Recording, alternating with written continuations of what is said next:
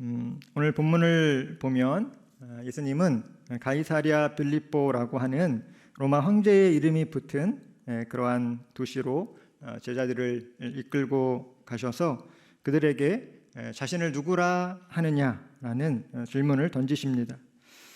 다른 제자들은 다 엉뚱한 고백을 했지만 이때 베드로의 위대한 신앙 고백이 나옵니다. 너희는 나를 누구라 하느냐라는 예수님의 물음에 베드로는 주는 그리스도시요 살아계신 하나님의 아들이십니다 라는 그러한 참된 신앙의 고백을 한 것입니다. 이러한 신앙 고백으로 베드로는 예수님께 큰 칭찬을 들었습니다. 그리고 예수님은 그의 온전한 신앙 고백 위에 당신의 교회를 세우시겠다라고 말씀하셨습니다. 이후 베드로의 신앙 고백은 시대를 초월하여 수많은 믿음의 사람들에게 올바른 신앙 고백의 모범으로 계속해서 사용되어지고 있음을 우리는 알 수 있습니다. 베드로의 이러한 신앙 고백이 오늘날에도 참 중요한 의미를 갖는 것 같습니다. 왜냐하면 오늘 우리가 살아가는 시대는 참으로 우상 숭배가 만연한 그러한 시대를 우리는 살아가고 있기 때문입니다. 이러한 시대를 살아가는 성도들에게 올바른 신앙 고백은 참으로 중요한 것입니다. 오늘 우리가 우리 각자의 신앙과 또 우리 교회 공동체에게 올바른 신앙 고백이 왜 필요한 것인지를 함께 살펴보면서 하나님 말씀의 은혜를 나누기를 원합니다. 첫 번째, 올바른 신앙 고백이 중요한 이유는 바로 그 신앙 고백 위에 주님의 교회가 세워지기 때문입니다. 오늘 본문 18절을 보면 주님께서는 너는 베드로라 내가 이 반석 위에 내 교회를 세울 것이라 라고 말씀하십니다. 헬라어로 베드로라고 하는 그 원어는 페트라, 그것은 반석이라는 뜻이고 예수께서 이 반석 위에 교회를 세우신다라고 했기 때문에 로마 카톨릭에서는 베드로를 제1대 교황으로 삼고 베드로를 계승하는 교황이 이 로마 카톨릭의 수장으로서 로마 카톨릭 교회만이 참된 교회다라고 그렇게 주장을 합니다. 하지만 이것은 사실이 아닙니다. 왜냐하면 베드로는 그 고백 뒤에 바로 예수님께 어떤 큰 책망을 들었다라고 하는 것을 우리는 알 수 있습니다. 오늘 본문 21절을 보면 예수께서 예루살렘에 올라가 많은 고난을 받고 죽임을 당하고 제3일에 살아나야 할 것을 제자들에게 말씀하시었다라고 기록하고 있습니다. 그런데 이 말씀을 들은 베드로의 반응은 어떠했을까요? 우리 함께 본문 22절을 같이 읽어보도록 하겠습니다. 시작. 베드로가 예수를 붙들고 항변하여 이르되 주여 그리 마옵소서 이 일이 결코 주께 미치지 아니하리이다. 아멘. 베드로가 예수를 붙들고 항변하였다라고 본문이 기록하고 있지만 이것의 원어적인 의미는 베드로가 예수님께 거칠게 항의하였다라고 하는 그런 의미를 담고 있는 말씀입니다. 이것은 마치 베드로가 하나님의 구원의 계획을 막으려는 것처럼 그렇게 보일 수도 있는 그러한 큰 실수였다라고 하는 것이죠. 그러므로 주님께서 이 베드로에게 하신 말씀, 그것은 그 인간 베드로 위에 주님의 교회를 세우겠다라고 하신 것이 아니라 주는 그리스도시요 살아계신 하나님의 아들이라고 고백하는 바로 그 신앙 고백 위에 주님의 교회를 세우시겠다라고 하는 그 말씀으로 우리는 이해를 해야 합니다. 이처럼 누구든지 성령을 통하여 예수님에 대한 올바른 신앙을 고백하는 자는 시대와 장소를 초월하여 그 신앙 고백 위에 또 교회가 세워지는 그러한 놀라운 은혜를 경험하게 되는 것입니다. 사도행전에 보면 초대교회가 시작된 것은 바로 이 예수님을 그 인생의 구세주와 주로 만난 사람들, 그 인생의 구세주와 주인으로 고백한 그 많은 사람들에 의해 또 그들에 의해 십자가와 부활의 복음이 전파되었고 또 그 복음을 받아들인 사람들에 의해서 교회가 시작되었다라고 하는 것을 우리는 알 수 있습니다. 하나님은 예수 그리스도에 대한 올바른 신앙을 고백한 사람들을 통해서 지금도 당신의 교회를 세워가고 계십니다. 아무리 건물이 크고 아름답더라도 또 아무리 많은 사람이 모인다 할지라도 거기에 예수님을 향한 바른 신앙의 고백이 없다면 결코 참된 교회가 될 수 없는 것입니다. 반면에 화려하고 좋은 건물이 아니라 어느 허름한 창고에서 두세 사람이 모여 예배한다 할지라도 그곳에 예수님을 향한 올바른 신앙의 고백이 있고 또 성령의 임재와 역사가 넘치고 하나님의 진리의 말씀이 선포되는 교회라면 바로 음부의 권세가 이기지 못하는 능력 있는 주님의 교회로 세워지는 것임을 여러분 믿으시기를 바랍니다. 그리고 우리 모두가 이런 교회를 세워가는 데 동참하며 또 주님의 일에 쓰임받는 그러한 놀라운 은혜가 있기를 예수님의 이름으로 축복합니다. 아멘. 저와 여러분이 우연히 늘사랑교회의 지체가 된 것이 아니라고 저는 생각합니다. 하나님께서 늘사랑교회로 또 우리 각자를 인도해 주신 데에는 분명한 이유와 또 하나님의 계획이 있음을 바라봅니다. 그러므로 주님의 몸된 교회의 각 지체를 이루고 있는 저와 여러분, 우리들 한 사람 한 사람의 신앙 고백은 참으로 중요한 것입니다. 내 인생의 주인이 내가 아니고 예수 그리스도만이 내 인생의 주인이시고 또 나의 구원자와 주인이심을 고백할 때, 이러한 신앙을 고백하는 성도들이 모일 때에 비로소 예수님이 주인 되시는 그 교회를 이루어갈 수 있음을 여러분 믿으시기를 바랍니다. 아멘. 교회가 이 땅의 유일한 소망입니다. 교회가 이 땅의 진리의 등대입니다. 이것이 될 수 있는 것은 하나님이 교회를 통해 역사하시고 그분의 구원의 사역을 이루어 가시기 때문인 것입니다. 예수님을 구세주와 주인으로 고백한 저와 여러분을 통해서 하나님은 지금도 구원의 역사를 이루어 가고 계심을 믿으시기를 바랍니다. 아멘. 지난 12월 19일에 우리 35차 테마 예배가 은혜 가운데 또 하나님 앞에 드려졌습니다. 코로나가 확산되어지고 있는 상황임에도 불구하고 100여 명의 우리 VIP들이 참석을 하셨습니다. 그리고 그분들을 인도한 성도님들을 통해서 VIP 한 분 한 분의 피드백을 듣고 정리를 하는 시간을 가졌습니다. 그것을 보면 이제 공통적인 반응이 있는데요. 우선은 이 연극 공연에 많은 재미와 또 감동을 느꼈고 또 이렇게 따뜻하게 환영을 해주는 성도님들과 우리 교육자들의 이 분위기, 교회의 분위기가 참 좋았다. 마음이 참 편안해지는 것을 느꼈다라는 그런 반응이 있었습니다. 또한 담임 목사님이 이 사마리아 여인에 대해 말씀하실 때 그것이 마치 나 자신의 이야기인 것 같아서 마음이 이렇게 많이 움직였다라고 하는 그러한 피드백들도 있었습니다. 지금까지 테마 예배를 꾸준히 참석하시는 분들 가운데 마음이 많이 열리고 또 예수님을 그 인생의 구세주와 주인으로 고백하는 그러한 분들이 많아지고 있는 것을 보면서 참으로 감사함을 느꼈습니다. 교회 공동체가 우리가 테마 예배와 영혼 구원을 위해 합심해서 뜨겁게 기도하고 또 복음 전도하고 초청하고 한 이것에 대해 하나님이 풍성하게 응답해 주셨다라고 하는 그러한 감사한 마음이 들게 된 것입니다. 이처럼 우리가 교회에 와서 예배 드리고 또 그것으로 내 의무를 다했다라고 만족하고 돌아가는 것이 아니라 하나님께서 나를 어떠한 봉사와 섬김의 자리로 나를 부르시는가, 우리는 이것을 묻고 또 그것이 아주 작은 것일지라도 주님께서 세우신 교회, 주님의 몸된 교회를 세워나가는 일에 동참하는 것이 중요한 것임을 여러분 믿으시기를 바랍니다. 아멘. 올 한 해 동안 나는 주님의 몸된 교회를 세워가는 일에 얼마나 동참하고 또 얼마나 헌신하였는지를 한번 생각해 보기를 원합니다.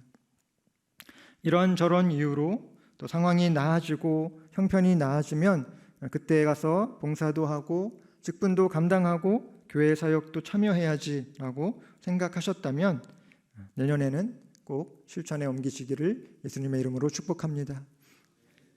봉사하기 좋은 시간은 바로 오늘입니다. 내일로 미루면 우리에게 주어진 시간이 얼마나 될지 우리는 알 수 없지만 또 오늘 하나님께서 허락하신 오늘의 시간을 통해서 우리가 주님께서 우리를 통해 이루시고자 하시는 그러한 하나님의 일에 또 온전하게 쓰임받고 그것으로 하나님 앞에 영광 올려드리는 우리 늘사랑의 모든 성도님들 되어지시기를 예수님의 이름으로 축복합니다. 아멘. 두 번째로 올바른 신앙 고백이 중요한 이유는 우리의 삶을 성공적인 인생으로 이끌어 주기 때문입니다. 올바른 신앙 고백은 우리의 삶을, 우리의 인생을 성공적인 것으로 이끌어 준다라고 하는 것입니다. 여러분, 과연 성공적인 인생은 무엇일까요? 여러분이 생각하는 성공적인 인생은 무엇입니까? 저는 생각할 때에 성공적인 인생은 바로 주님께 인정받고 또 예수님께 칭찬받는 인생이 바로 성공적인 인생이라고 생각되어집니다. 오늘 본문에서 예수님은 베드로에게 시몬아, 내가 복이 있다라고 말씀하십니다. 베드로가 예수님을 그리스도이시고 또 살아계신 하나님의 아들로 고백한 그것이 베드로에게 복이다라고 하시는 그러한 말씀인 것입니다. 예수님이 우리의 구원자 되심을 마음으로 믿고 또 우리의 입술로 고백했다면 그 사람은 이미 하나님의 복을 받은 사람입니다. 그런 의미에서 여기 계신 우리 늘사랑의 성도님들은 이미 하나님의 놀라운 은혜와 복을 받은 그런 믿음의 백성들인 것을 여러분 알고 그것으로 인해 하나님께 감사하는 우리 모두가 되어지기를 원합니다. 이러한 복과 은혜를 주신 하나님께 감사하고 또 주님을 찬양하는 그러한 우리 모두가 되어지기를 바랍니다. 왜냐하면 이것은 우리의 어떠한 지식이나 우리의 노력이나 아니면 우리의 어떠한 결단으로 되는 것이 아니기 때문입니다. 아무리 어렸을 때부터 모태신앙으로 교회에 출석했을지라도 성령께서 이것을 예수가 우리 인생의 구세주와 주인 되심을 우리에게 깨닫도록 우리 가운데 감동하지 않고 우리 가운데 역사하지 않으시면 결코 예수님을 구세주와 주인으로 고백할 수가 없다라고 하는 것입니다. 예수님을 만나기 전에 죄의 노예가 되어서 세상에서 방황하고 또 고통하며 스스로를 구원할 수 없는 연약한 인간의 굴레에 매여 살아왔지만 예수님께서 먼저 찾아오셔서 우리를 만나 주셨습니다.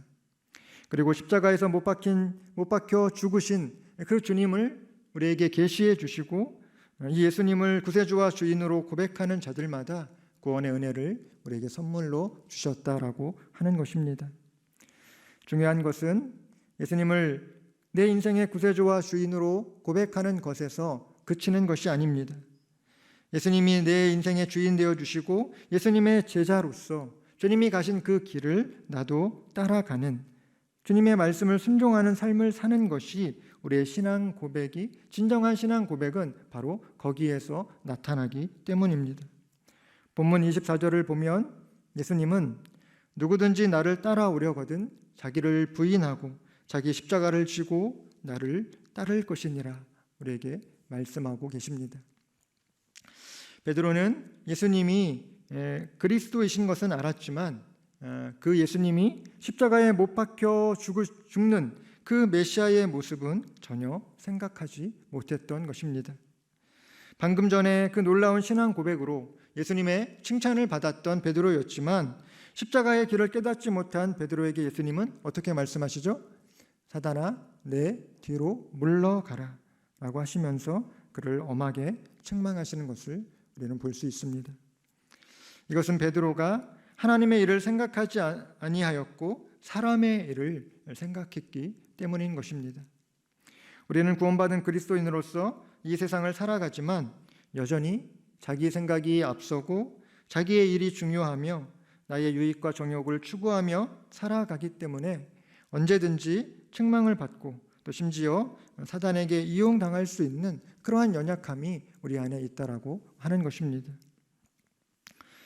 제가 예전에 읽었던 책 중에 좀 이렇게 인상 깊게 읽은 책이 몇 권 있습니다. 그 중에 팬인가 제자인가라고 하는 그 책이 있는데요. 이 책의 저자는 우리가 예수님과 어떤 관계에 있는지 그것을 정확히 아는 것이 중요하다라고 우리에게 도전하고 있습니다. 우리가 예수님과 관계 맺는 것이 마치 다른 유명 그 스타들에게 우리가 호감을 갖고 또 그들의 음악을 듣고 패션을 따라하고 콘서트장을 찾는 그러한 팬심으로서의 관계를 맺는 것이 아니라 예수님이 가신 길을 따라가는 온전히 헌신된 제자가 되어서 예수님이 내 삶의 일부가 아닌 예수님이 내 삶의 전부로서 그렇게 주님을 모시고 또 주님이 가신 길을 따라가야 된다라고 하는 것을 강조하는 그러한 책이었습니다. 그리고 이제 그 책 이후에 또 이렇게 또 재밌는 책이 한 권 나왔는데요. 그 책의 제목은 거짓 신들의 전쟁이라는 그러한 책입니다. 거짓 신들의 전쟁. 예수 그리스도를 내 인생의 구세주와 주인으로 우리가 온전하게 고백하지 않으면 어떤 일이 일어날까요? 그것은 바로 우리의 마음속에 그리스도께서 계셔야 할 그 자리를 다른 거짓된 신들이, 거짓된 우상들이 그것을 차지하기 위해 치열한 전쟁을 벌이고 있다라고 하는 것입니다. 이것은 우상 숭배에 대한 문제와 또 깊이 연결되어지는 것을 우리는 알 수 있습니다. 우상 숭배가 무엇입니까? 우상 숭배는 시간과 공간을 초월해서 우리가 범하는 모든 죄의 근본적인 죄로서 지금까지 우리를 위협하고 있는 그러한 하나님을 대적하는 강력한 죄의 목록입니다. 거짓 우상들은 언제든지 우리 마음의 중심을 이렇게 파고 들어와서 우리의 충성을 요구할 그런 준비가 되어져 있다라고 하는 것이죠. 그렇기 때문에 이 우상 숭배는 하나의 문제가 아니라, 하나의 죄악이 아니라 내 인생의 성공과 실패를 결정짓는 아주 중요한 그러한 문제로 우리는 이것을 바라볼 수 있어야 합니다. 만약에 이런 여러 가지 이 책에서 여러 가지 이제 우상 숭배의 유형들을 다루고 있는데요. 혹시 이 중에 내가 해당되는 것은 없는지 한 번씩 이렇게 체크해 보시면 좋을 것 같습니다. 만약에 어떤 그 문제로 인해서 내 영혼이 곤고함을 느낄 때가 있습니다. 그러면 하나님을 바라보는 대신 어떠한 음식으로 먹을 것으로 내 자신의 위안을 삼고 그것을 통해서 안도감과 또 만족감을 얻고 계신 그런 분들이 혹시 계십니까? 저와 눈이 마주쳐서 이렇게 동공이 흔들리는 그런 분들은 안 계신 것 같습니다. 그렇다면 그분은 음식의 신을 섬기고 있는지도 모릅니다. 또 피곤하고 힘든 직장 생활이 참 힘들죠. 그리고 퇴근해서 정말 나에게 재미와 또 나에게 위로와 이런 여흥을 주는 TV와 인터넷과 또 스포츠 중계와 온라인 게임과 스마트폰에 빠져서 거기에서 안도감과 평안함을 느끼고 계신 분들이 혹시 계십니까? 그렇다면 어쩌면 오락의 신을 섬기면서 그 인생을 낭비하고 있는지도 모르겠습니다. 또 어떤 일을 할 때에 내 인생은 내가 책임진다. 내 손으로 반드시 내 손으로 성취해서 어떠한 대가를 치르고서라도 나는 더 높이 올라갈 것이다. 더 높이 올라가서 많은 사람들의 존경과 인정을 받기 원한다라고 하는 그런 마음으로 이 세상을 살아가고 계신 분들이 있다면 아마도 성공의 신을 섬기고 있는 것일 것입니다. 또 혹시나 날마다 복권 당첨의 꿈을 꾸고 계신 분들이 계십니까? 더 많은 주식과 더 많은 코인으로 돈이 주는 안도감과 이 만족감을 느끼기 원하는 분들이 계시다면 여러분들은 물질의 신을 섬기고 있는 것입니다. 이처럼 우리가 그리스도를 온전히 따르지 못하고 이러한 거짓 신들에게 우리의 마음의 중심을 빼앗기는 것은 예수 그리스도에 대한 신앙의 고백이 우리의 입술의 고백에 머물고 있기 때문일 것입니다. 그 고백이 입술에서 또 우리의 중심으로 또 우리의 중심에서 우리의 삶으로 행동으로 그 신앙의 고백이 나타나고 그것의 핵심은 자기를 부인하는 십자가의 도, 제자도로 또 이어지는 것인데 그렇게 하지 못하고 입술의 고백으로만 그 신앙 고백이 머물고 있다면 우리는 이 우상 숭배의 함정에서 쉽게 벗어날 수 없다라고 하는 것을 여러분 잘 기억하시기를 바랍니다. 그러므로 우리가 주님을 따르는 십자가의 길을 가기 위해서는 자기를 부인하는 그러한 과정이 필요합니다. 예수님에게 십자가라는 사명이 주어진 것처럼 우리 각자에게도 하나님께서 우리를 통해 이루시고자 하시는 그 부르심과 그 사명에 충성하는 그것을 주님이 우리에게 요구하신다라고 하는 것입니다. 사랑하는 여러분, 자기를 부인하고 예수님께서 걸으신 그 십자가의 길을 따라가는 것을 너무 어렵게 생각하지 않으시기를 바랍니다. 십자가의 길, 십자가의 자리는 바로 하나님께서 지금 나를 통해 이루시고자 하시는 그 소명의 자리이고 부르심의 자리인 것을 여러분 믿으시기를 바랍니다. 예수님은 인격적인 분이십니다. 그렇기 때문에 각 사람에게 아주 무리한 그러한 신앙적인 요구를 하지 않으신다라고 하는 것이죠. 각 사람의 우리를 너무나도 잘 아시는 주님께서는 각 사람의 신앙의 단계에 맞게 그 사람을 인도하여 주시고 또 주님께서 주신 아주 작은 소명과 부르심일지라도 거기에 응답하여 또 순종하며 나아가는 그 사람을 찾고 계신 것입니다. 하나님의 말씀에 순종하여 그 자리를 지키는 것이 바로 하나님께서 영광을 받으시고 또 하나님께서 기뻐하시고 또 그 길이 바로 십자가의 길을 걷는 그 현장임을 여러분 믿고 또 그 길로 나아가는 은혜가 있기를 예수님의 이름으로 축복합니다. 아멘. 우리가 신앙생활을 하는 데 있어서 가장 큰 기쁨은 무엇이겠습니까? 여러분은 어떤 때에 가장 큰 신앙의 기쁨을 느끼고 계십니까? 혹시 내가 간절하게 기도한 그 기도가 응답되어지는 것입니까? 아니면 내 영혼이 잘되고 내가 하는 일이 잘되고 또 정말 범사에 다 잘되는 것이 우리 신앙생활에 있어서 가장 큰 기쁨일까요? 물론 이러한 것도 하나님께서 우리에게 주시는 복과 은혜이고 또 우리 신앙생활의 기쁨이지만 가장 큰 기쁨은 바로 하나님과 친밀히 교제하며 하나님을 알아가는 것입니다. 우리를 향하신 주님의 사랑 또 그 은혜의 깊이와 넓이가 어떠한지를 알아가고 계속해서 주님과 교제하는 것, 그것이 바로 커다란 신앙생활의 기쁨인 것을 여러분 믿으시기를 바랍니다. 주님과의 이러한 친밀한 관계 속에서 우리가 내년에는 더 주님을 깊이 알아가는 그러한 은혜가 있기를 원합니다. 내가 믿는 하나님이 어떤 분이신지를 고백할 때에 주님은 그 우리의 고백을 기뻐 받으시고 또 우리의 영적인 기쁨도 더 충만하게 해 주실 것을 믿습니다. 이제 말씀을 맺도록 하겠습니다. 우리가 이틀밖에 남지 않은 올 한 해를 이렇게 마무리하면서 올 한 해를 정리하면서 우리가 영적으로 또 인격적으로 나는 올 한 해 예수님을 얼마나 깊이 만났는가, 예수님을 얼마나 잘 따라왔는가를 한번 돌아보시는 그러한 시간이 되어지기를 원합니다. 그리고 날이 갈수록 또 세월이 흐를수록 우리 주님과 더 깊이 교제하며 또 날마다 나를 새롭게 만나주시는 그 주님을 향한 신앙 고백이 날마다 새로워지고 더 깊어지고 더 풍성해지는 그러한 은혜가 우리 모두에게 있기를 예수님의 이름으로 축복합니다. 아멘.